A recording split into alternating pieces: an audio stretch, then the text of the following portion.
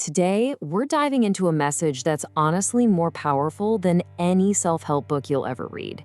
It comes from a woman who has lived for over a century, and it's a lesson that is stark, it's real, and it's profoundly important. So this is how she starts. Her name is Dorothy, and that line is just an immediate gut punch, isn't it? It promises a truth so real that most of us are afraid to even say it out loud. She's not here to soften the blow. And this is why we listen. 103 years old. The sheer weight of that experience gives her words an authority you just can't ignore. She's managed to distill over a century of living into one central truth. So let's just get right into it. What is the single haunting truth that she's learned from over a century of life? Well, it was born from an almost unimaginable amount of experience, and specifically, an experience with loss. And just look at the scale of this. Her wisdom isn't some abstract idea. It's been forged in grief. She's outlived 3 husbands, she's buried 2 of her own children, and she's lost every single person she knew before she turned 40. This is the foundation of her lesson. And there it is, the central, uncomfortable truth of her entire message. She says this is the delusion we all live under, the big lie we tell ourselves every single day.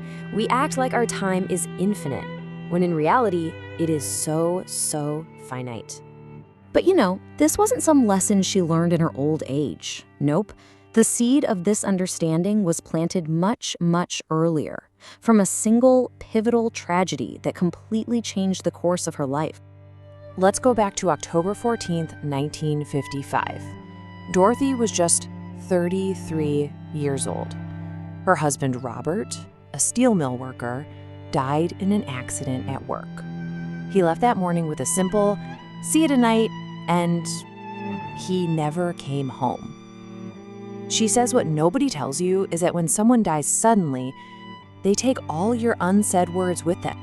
That very night, sitting there at her kitchen table, she made a promise to herself. It was a 3-part vow. To never again take a single day for granted, she was going to live with intention, love openly, and never ever postpone joy. A powerful promise, right? Born from just immense pain. But here's the thing. Her real lesson isn't about the promise itself. It's about the profound, deeply human difficulty of actually keeping it. And this is where she reveals what she calls the real tragedy. Because, and she admits this with brutal honesty, she broke that promise almost immediately. Life just happens, She remarried, she got busy with work, she was raising her boys. She slipped right back into autopilot, into that comfortable belief that she had more time. The vow was made, but the follow-through just drifted away. And this gets to her core idea. The real tragedy isn't just that our time is limited. We see that on greeting cards. The real tragedy is our built-in tendency to forget it. That slow drift back into taking time for granted, that is the true loss.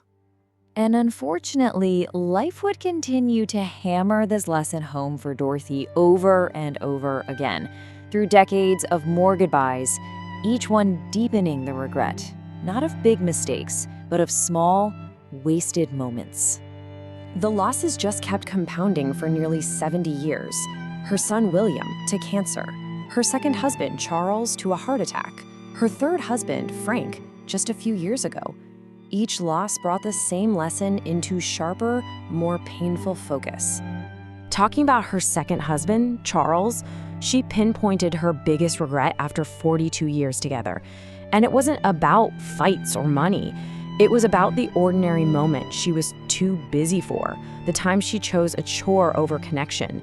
She actually has a name for this, simple absence. It's not malice, it's just distraction. It's being in the same room but having your mind on a to-do list or on your phone, anywhere but with the person you love. It's the quiet poison of assuming there will always be a tomorrow. So, this is where her lesson turns directly to us. She challenges the universal excuse we all use to postpone living, arguing that the idea of later is the most dangerous fantasy there is. She asks, "Do you? Because as she says with the wisdom of 103 years, by the time you retire, your niece might be shot. The future you're saving that dream for may not be the one that actually arrives. What about this one? We all have a busy period we're just trying to get through. But Dorothy warns that a so-called busy period can last for 20 years. And by the time it's over, the person you wanted to reconnect with, they might be gone. And this is the ultimate delusion, isn't it? That we will magically be granted more time at some point in the future. But Dorothy's hard-earned certainty is this: later never comes. Her diagnosis of the problem is so sharp and so powerful. It's not a time management issue.